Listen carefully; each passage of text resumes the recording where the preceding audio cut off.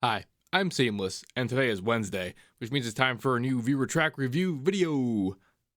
Before I start though, I just want to congratulate the winners for the recent competition I just got finished up on the Discord channel, the Process This Challenge.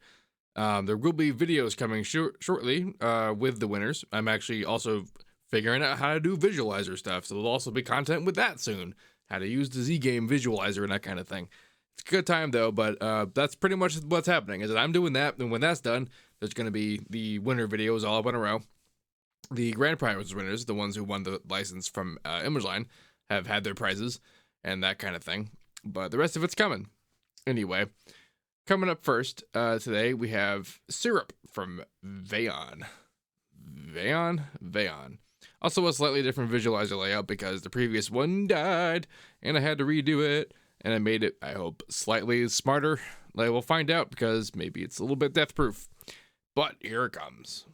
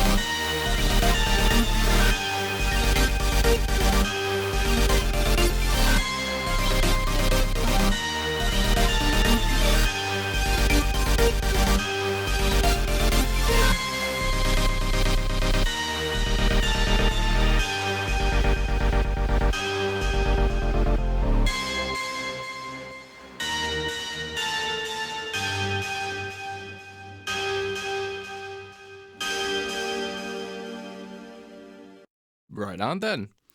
Alright, good job, Vaeon. I don't have a lot of complaints about this track. It's pretty much every kind of thing I like about this sort of groove. Reminds me a lot of like this is very like the tippest end of synthwave. So, I mean, okay. So I'm actually not totally sure if the actual original phenom of synthetic music in the late and early 80s was called that, or if we're just calling it now that because that's what we like to call it, the now version of it, the sort of the fatted around circular version of it. Point I'm trying to make is that right at the end of that, sort of the early 90s is where sort of like the sonic funk music came from, right? The sort of the Sonic soundtrack stuff from those older games, and that's sort of the vibe I got from this track. Is a lot more of that than the synthwave stuff, but this also had the synthwave sort of texture in the kit and like the electro. It was very that. To that end, the thing that gets me about this is that the drums are like just a little too rounded. That like 707 knock is pretty good, and like the snare fits with it. The kit is excellent. Like this is such a tiny nitpick I'm gonna pick up on right now, but like I would really have liked a bit more of a dip in like this area of spectrum here. This is the 500 hertz range, right? The sort of that middle kind of woody end of a lot of the drums. I'm really only kind of on the drums because the rest of the stuff, like I like how low tuned this song is. So when you come down on that really low, kind of like with that bass tone, like the frequencies that would normally be that in that sort of high 500 range aren't, and they're lower, and the other ones are higher, and that's a good enough job of EQing it, just doing that. But the drums don't have that luxury. So they end up still sounding too much darker for wear. Wow. So anyway, moral of the story is either that or like a little bit slightly more imprint on the highest frequencies on the drums. Like a lot of the air went away to how dark some of this was. And like your high end presence is largely your synths, which is cool, but it drowns out the high end of the drums completely. It doesn't sound like a merged high frequency presence. And so it comes across as a darker tunage in the drums. That's really it. That's like my biggest complaint about this track, because otherwise it's a great groove. I like the solo. I like the leads and the melody. The groove, like on the whole way through, is just excellent. I don't really get bored of this. So good job there. All right. Moving on to the folder where I have the stuff that's coming next. Oops. Yep. Nope. No oops. I did it right. Isn't that amazing? Okay. This is Ataxia by SubStandard. I feel like I either had a song on here already called this or an artist called Ataxia. Isn't that interesting? Okay, let's see what this guy sounds like.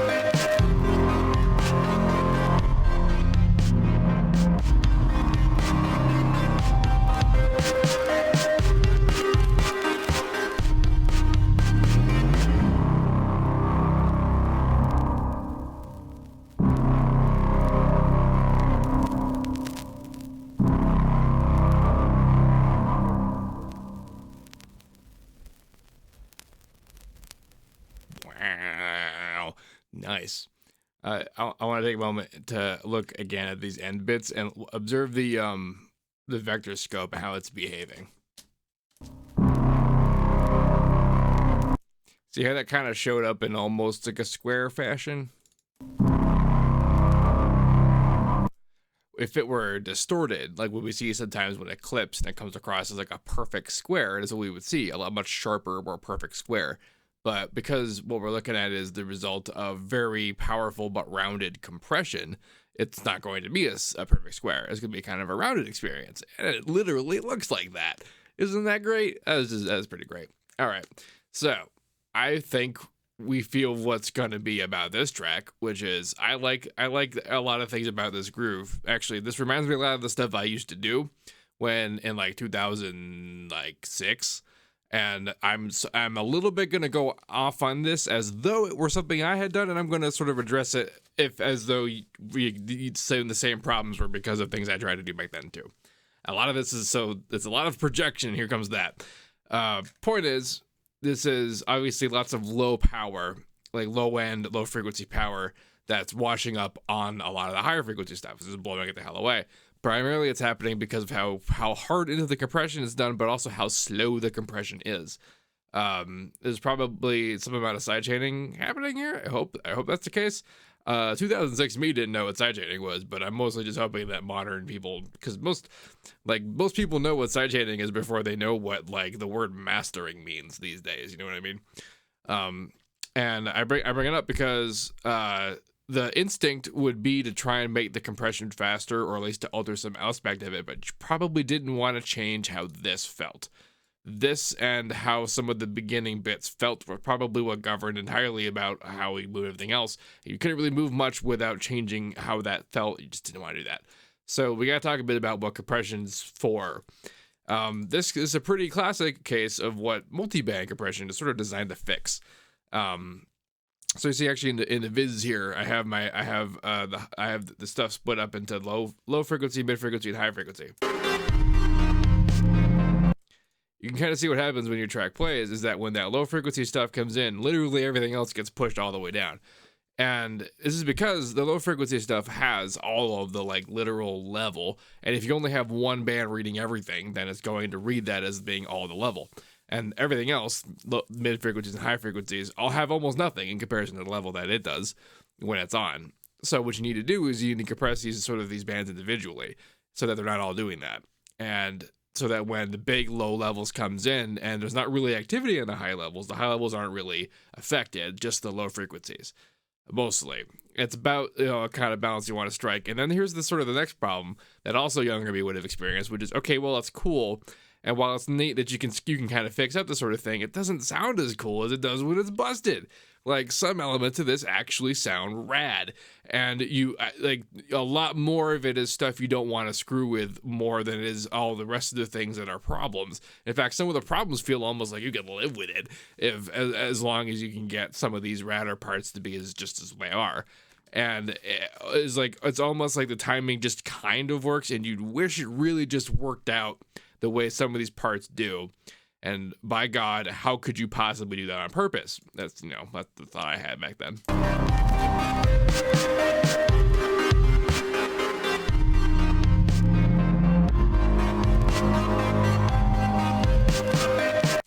Because sometimes some of these elements come across and like the rhythm of just how explosive and broken it is seems to work with it and work for it.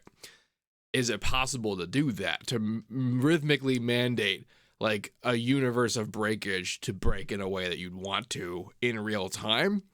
Actually, yes.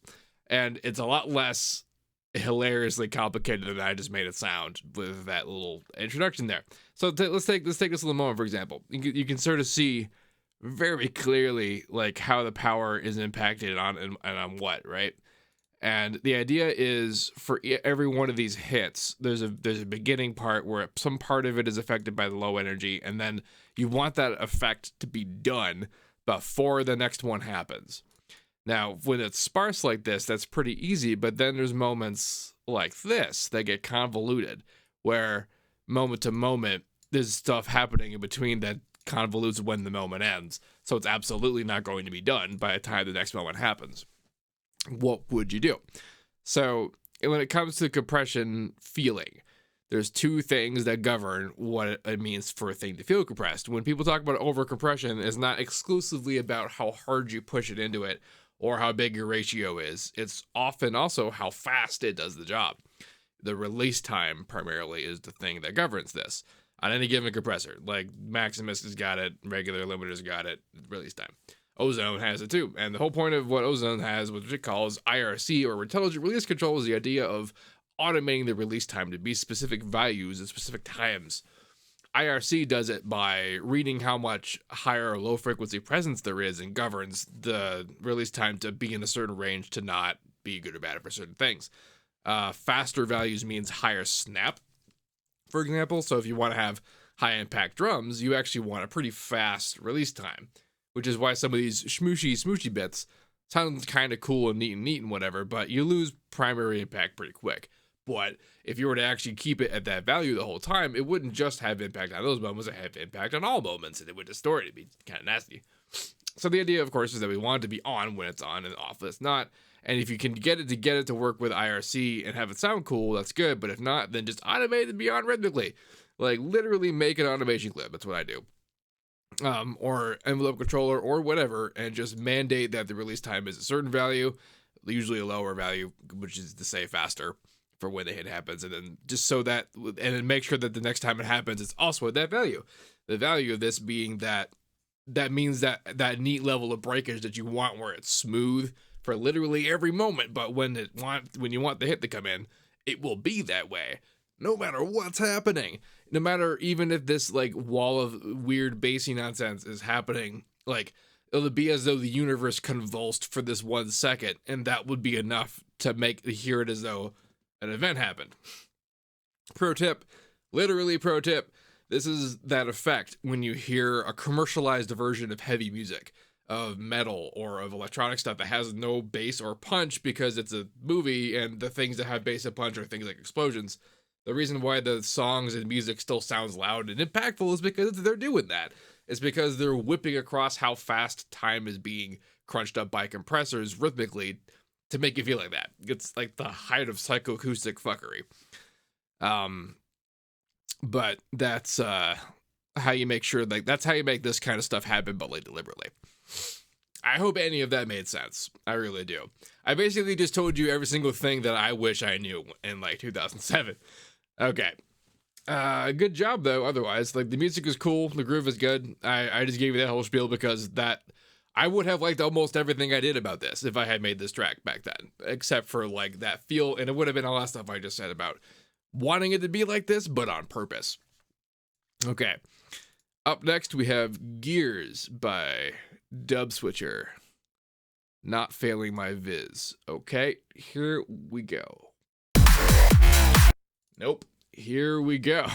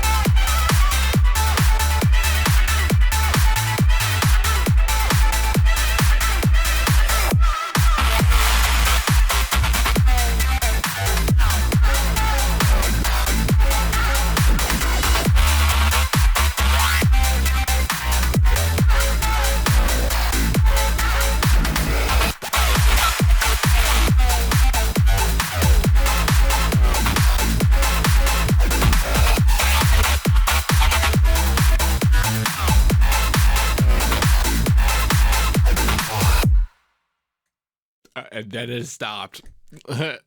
Fine, I guess. I have no mandate on an ending for this. This is a dope track. I like almost everything about this. Like, the only other, like, I have no technical issues with this track. This was an excellently balanced mix. It's very loud, but like nothing is broken, nothing sounds overdone, everything sounds precisely the right amount of cooked. And the layers are helping. Like, you know, there's not too much for this. This is enough for this. It's good. This is like solid good. I was gonna say something about, oh yeah, so well, the other thing about this being the solid good is that because it's so solidly this for so long, the switch ups aren't as effective, and the mix starts to feel burny, and that's the danger of one of these kind of overdoing a mix like this, is that will end up happening, no matter how good it is, because it's just a question of fatigue. Like, for example, I kind of thought the beginning was a little bit weird because I thought that these hats was a bit strong. Like, this actually felt kind of harsh, but then when it kicked in, it was like, okay, that made sense. And everything, the balance made perfect sense. And it was interesting that it was basically like training us to be like, oh, stop it, come down with the high, and it's gonna come down by overdoing it, by burning it up, by burning it down with the fire. Look at all this fire. The sound design was good. Like, the beat switch ups was good. Like, the presence on all the stuff was exactly everywhere it all needed to be. Like, nothing about this stood out as being any kind of bad. This is solid. Good job with this. The gears are geared. Moving on, we have Fantail's Lap by Gatty. This is a much darker looking mix. Let's hear what we have.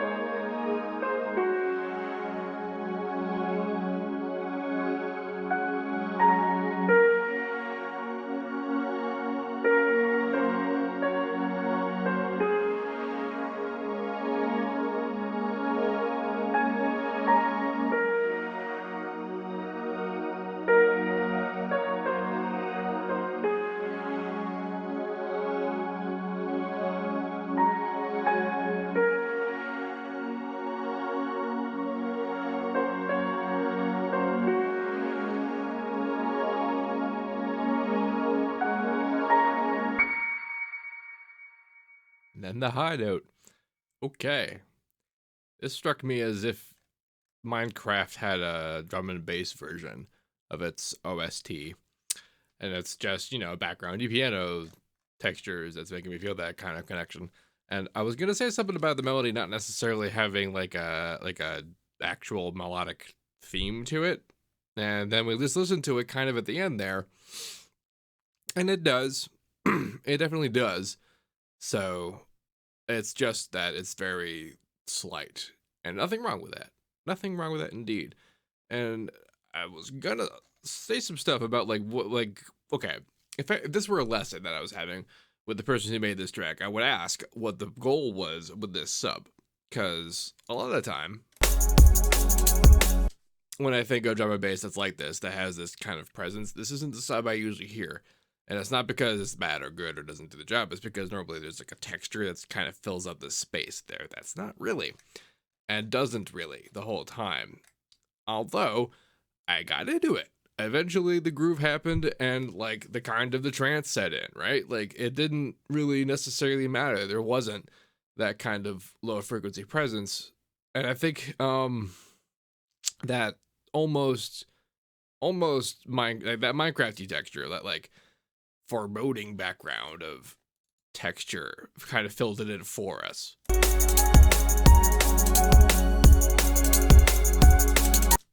Even though not much to describe was happening. A decent balance, I think, if any of that was intentional.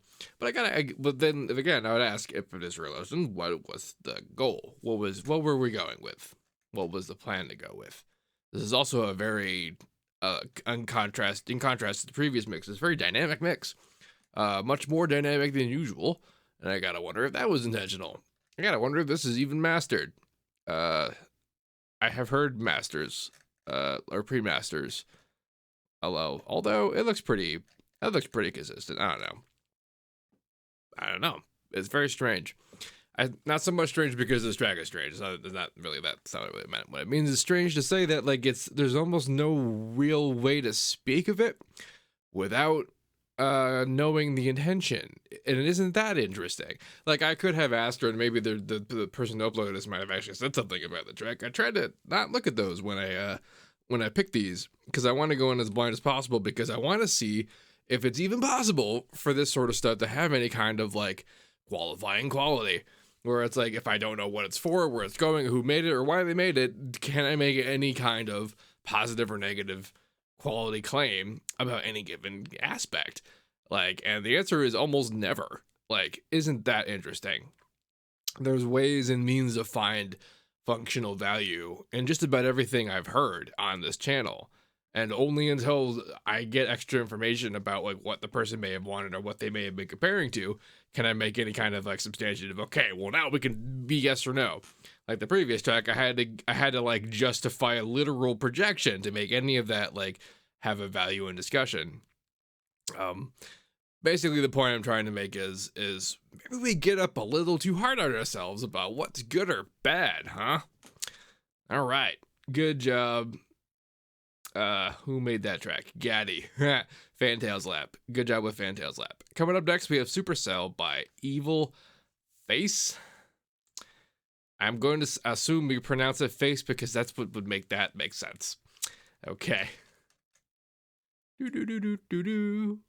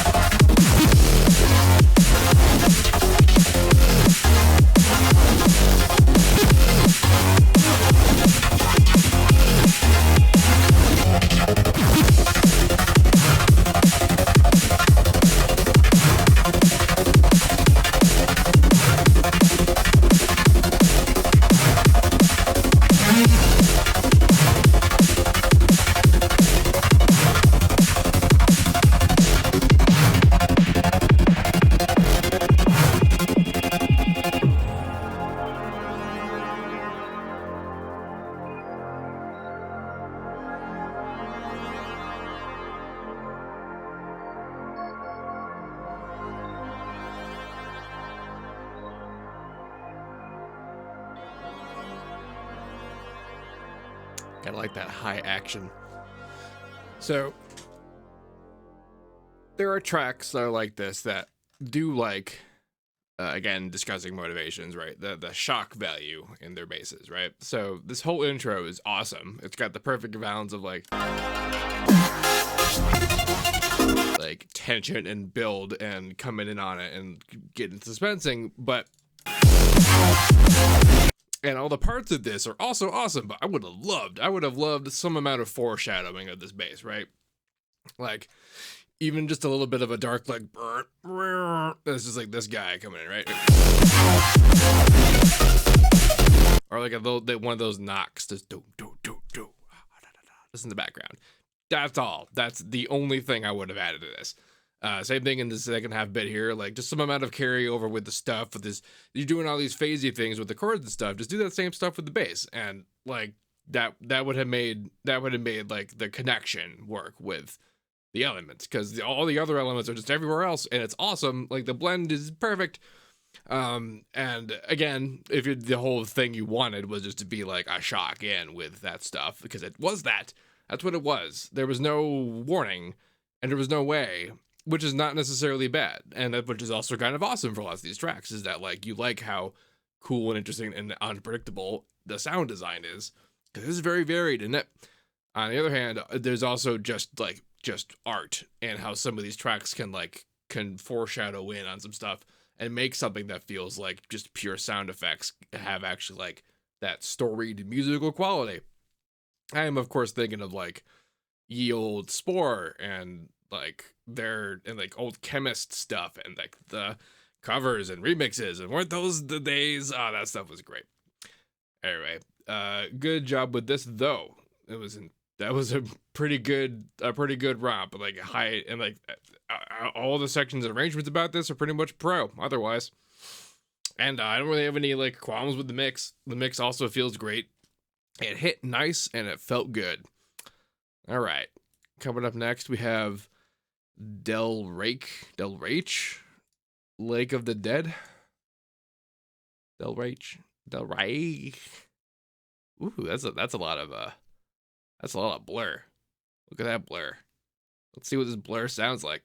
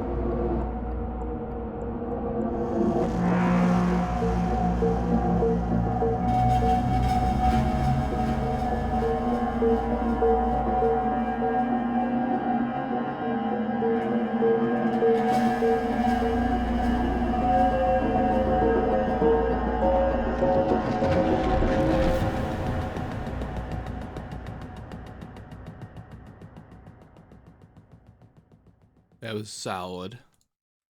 So, as a listening experience, that was great. I like the textures, the arrangement of the stuff. It's really hard to look at this and be like, no, it's too long and too short. So the question becomes, cool, what was this for? If this was like a soundtrack to like a video game, one might just attempt to write that off and be like, oh, cool, good job. But actually, I'm not gonna say it's a bad job, because it's not. It's great. It's still pretty good sounding and whatnot. But I from the perspective of like, I just have one really specific memory of a video game when I was a child. I played a lot of Descent, and Descent has two soundtracks. It has a MIDI soundtrack and like an actual like CD audio soundtrack, and that was all a big deal back then. And one of the levels, level 8, has a track that the beginning is this like chompy robot sound effects sequence, which this is a game where you were fighting a bunch of chompy robots. And so in the very beginning, here comes this piece of music, and I'm thinking I'm like under attack. I'm like, oh, where's this coming from? There's doors everywhere. There were doors everywhere. And so the point I'm making is that you want to be careful that your stuff doesn't get confused for sound effects in the game, and or that like melodic elements you have aren't also getting confused for stuff that could happen or be happening. Or like, unless that's what's supposed to be happening, like unless there's like triggering moments and or this is like action sequence kind of stuff, like then cool. There were a couple of elements a couple times in here that felt a little bit like a little too poignant, you know, that if I were in game and I heard happen, I would think it's because something happened, and that could be a thing too. It could be kind of an issue. And it's difficult not to just be like, shit, Seamless, that's a deep ass nitpick. What the hell is wrong with you? But like the best job a soundtrack could do is to not be noticeable, and when it is, that is distinguishable. And that's like that seems like the most impossible thing to ever do, to make something that doesn't interfere with whatever's going on that like a player wants to focus on. At the same time though, that when it is noticed, that like a player is able to focus on it and not to confuse it for something happening in the game. That takes tremendous coordination around a lot of elements. And that especially on other parts of the elements and the stuff and the like, songs or the, you know, sound effects or whatever, like the majesty of something like Doom Eternal soundtrack that's like integrated and interwoven and actually related and unrelated and distinguished and noticeable and unnoticeable and perfect all at once. Like that kind of thing doesn't happen because the music was like. And then if you actually, I don't know if you've gone to listen to this stuff actually by itself, like every kind of version you can find of it, you might notice that there's actually a bit of like a smoothing going on the higher frequencies of that stuff. Like it's not like there's not stuff up there going on, and it's not like it's not industrial, awesome sounding, cool things. But for the most part, they're not ever the kind of sharp and like the high fidelity that like the in-game sound effects are. That like the gunfire and you hitting stuff and moving around and you walking around, even your footsteps have more like impact and oomph than some of the stuff happening like in the actual music. And that's not like a flaw, that's a plan. You know what I mean? That might have been, you know, not all the purpose of this. Like if this was just you listening to it, reading the book, perfect. Nothing saying about it. Like it's just awesome. I like anime and stuff. Like you wouldn't think I would be about this, but I am. It works out. Alrighty. Moving on to the next track, we have Ikari by Helious. Ooh, look at that bright color. Wow, what's going on at the end there? Oh boy. Alrighty, here comes what we got.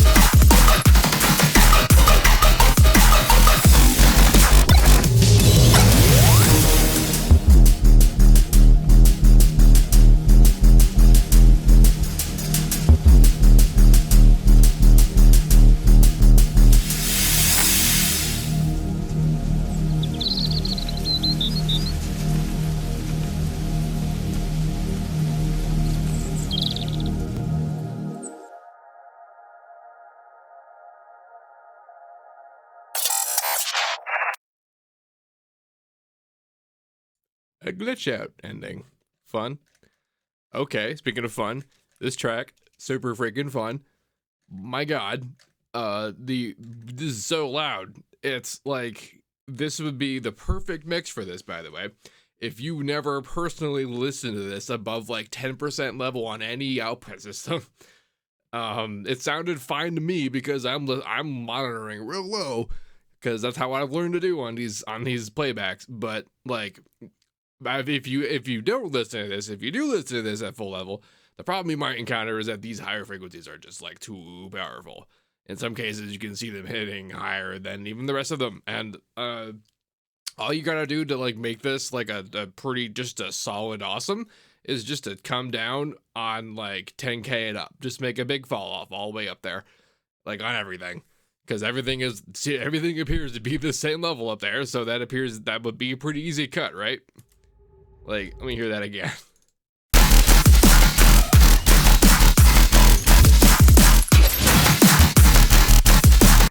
I can hear that. I can feel that like itching my head in high frequency.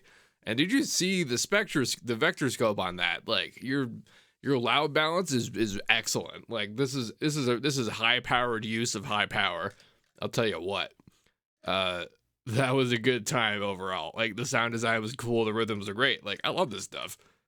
This is like, not much more needs to happen before or after what's going on. I've got almost no complaints, save for like, that's pretty much how heavy the complaint I have is up there, is like, because that's a lot. This is already a lot, but like this is where it gets like a threat a lot. Anyway, but good job with this track, Ikari by Helious. I hope that was the correct order of the words there. Yeah, okay. If you people would like to have your tracks featured in these videos, head on over to the Discord channel where the submission section is, and go up and through that and do all the way the rules say to do it, and then your track may get randomly selected by my literal hand when it comes time to do these videos. If you have any questions about this, please let me know. Don't forget to like, comment, subscribe, and all that fun stuff, and as usual, have a nice day.